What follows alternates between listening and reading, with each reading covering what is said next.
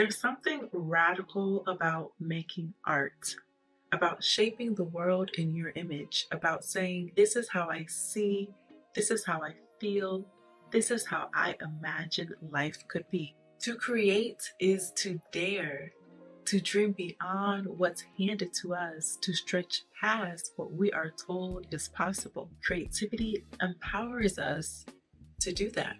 It gives us the tools and the insight to stretch beyond our wildest imagination. It gives us permission to imagine beyond the bounds of these unjust systems and structures. And when we share our art, whether it's a song, a story, a painting, a performance, or a poem, we're sharing that freedom, that possibility, that liberation.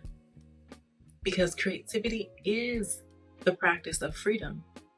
It is a site of liberation. Welcome back to Creative Birthright. In today's video, we are going to talk about the liberatory nature of creativity and take a deep dive into how your creative practice is a practice of freedom. We also are going to be talking about the Black Arts movement. When I say creativity is a practice of freedom, I mean it's something that we do over and over that loosens the grip of control, conformity, and silence. It loosens the hold that our socialization has over us, and it shows us a different way of being. Creativity is a revolutionary act.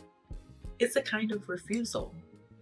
Refusing to stay small, refusing to hide our truths, refusing to accept a world that denies our full humanity. This reminds me of something Bell Hooks said. To be truly visionary, we have to root our imagination in our concrete reality while simultaneously imagining possibilities beyond that reality. Creativity gives us the tools to do this, and that's our duty as creatives. We work from what's real, but we build beyond it. That's the freedom in it. We're not just reacting, we're creating, we're shaping, envisioning, birthing. Because if we honestly want to build a more just society, a world where everyone's needs are met, we have to create it. We have to do the work to bring that into existence. And creativity is the starting point for that, because we have to first imagine it in our minds before we can see it in our physical world. And that's why creativity is so important. Every poem, every beat, every brushstroke is a declaration. I am free. I am here. I have a right to everything I desire. And through creativity, we can claim that, affirm that, even if the world says otherwise. So what makes creativity a site of liberation? The way I define it is a site of liberation is a space where freedom takes form. It's where power is reclaimed, identity is restored, where people get to define themselves on their own terms. Creativity offers that for individuals and those of us silenced, erased, or flattened into a stereotype, and for communities, for people collectively grieving, remembering, resisting. Through art, we not only remember who we are, we get to shape and remake it and live out the fullest versions of ourselves. We are able to stand in our truth unapologetically. We create the world we want to live in, at least for a moment, and sometimes, if we're lucky, forever. The Black Arts movement knew this deeply. It wasn't just a cultural moment, it was a declaration. This movement was born out of grief following the 1965 assassination of Malcolm X. His death sent shockwaves through the Black community across the US. He had been a fearless voice, boldly advocating for Black self-determination, sovereignty, and pride at a time when that was still considered dangerous. Although his death left a void, it also set a fire. That same year, poet and playwright Amiri Baraka, then Leroy Jones, moved from the integrated bohemian circles of Greenwich Village to Harlem. He was determined to use art not as escape, but as a revolutionary weapon. In Harlem, he founded the Black Arts Repertory Theater/School. That theater became ground zero for what would soon be called the Black Arts Movement. Baraka and his contemporaries believed what Malcolm taught, that Black people needed to own their narratives, to define their culture, to create without compromise. So they did. They turned to art as a tool of political education. They used poetries, plays, and essays to uplift Black beauty, celebrate Black speech, challenge the illusion of white supremacy, and empower Black audiences, not to assimilate, but to liberate.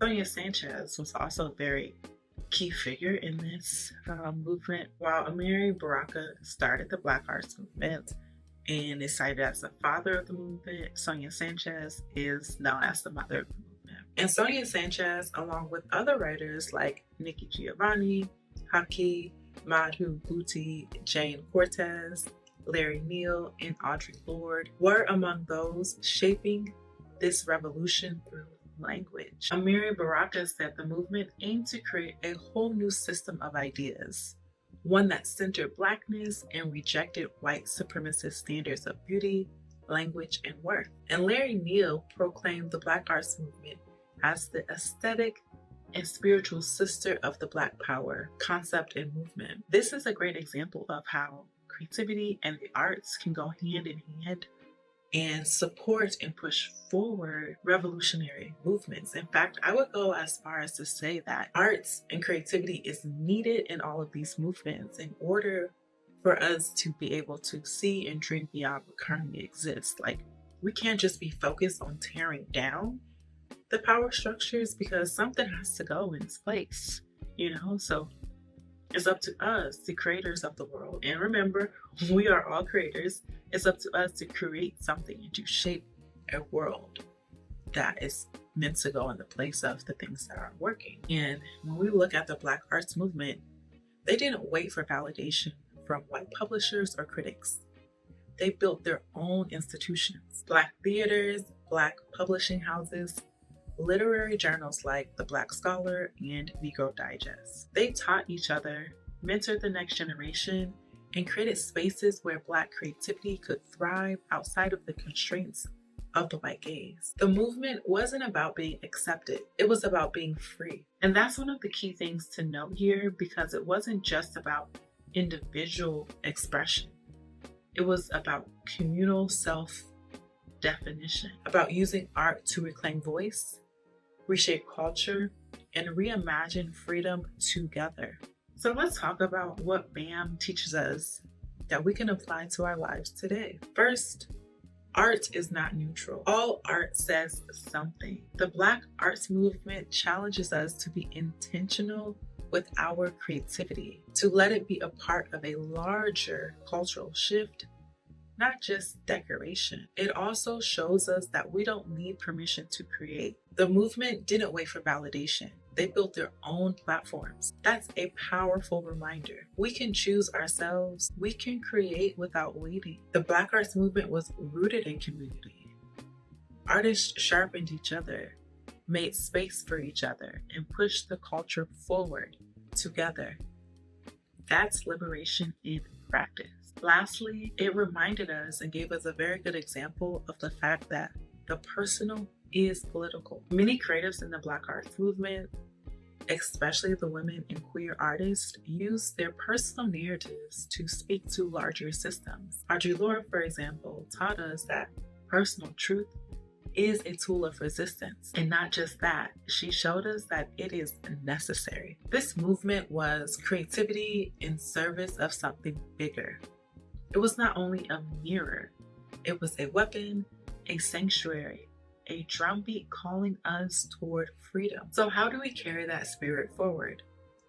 We begin by making space for our own creativity, even if it's messy, a little chaotic, not really thought out. We allow our voice to come through without apology. We create work that feels true, even if no one else understands it yet. We remember that creativity doesn't belong to the elites or those educated in traditional ways. It belongs to anyone and everyone who dares to dream, anyone who reaches for more than what they've been given, anyone who says, I will imagine the world anew. For me, this reminder reshapes how I approach my own work. It makes me gentler with myself. It reminds me that creating is not a luxury, it's a spiritual necessity. It's how I remember who I am, how I reclaim my voice, and how I participate in liberation every single time I make something that comes from my soul. Every single time I imagine a world where I can exist freely, and then I create that world by putting pen to paper, I am participating in my own freedom and my own liberation. So whether you're writing, drawing, dancing, or singing, your creativity is sacred. It is your resistance. It is your birthright. And when you lean into it, you're not just expressing yourself, you're practicing freedom and offering that freedom to everyone who encounters your work. That's the kind of liberation the world needs more of. And it starts here with you. All right, that's all I have for you today, but now I want to hear from you. How are you going to tap into creativity as a practice of freedom? What lessons from the Black arts movement are you going to carry forward into your own creative practices? Get down in the comments and let me know. And while you're on your way out, make sure you hit the like button. If you're not subscribed, go ahead and subscribe. And I will see you in the next video.